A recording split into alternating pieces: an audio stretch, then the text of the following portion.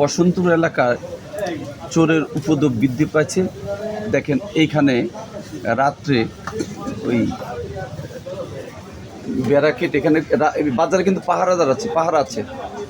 পাহারা যাওয়ার পরে 3টের দিকে চলে যাওয়ার পরে ভাই আবার ভাই কয়টার দিক?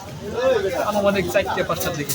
5টার দিকে নিয়ে গেছে এরকম ধারণা। আনুমানিক 4-5টার দিকে ওনার দোকানে চুরি হচ্ছে। দেখেন এই দোকানের টিভি ছিল।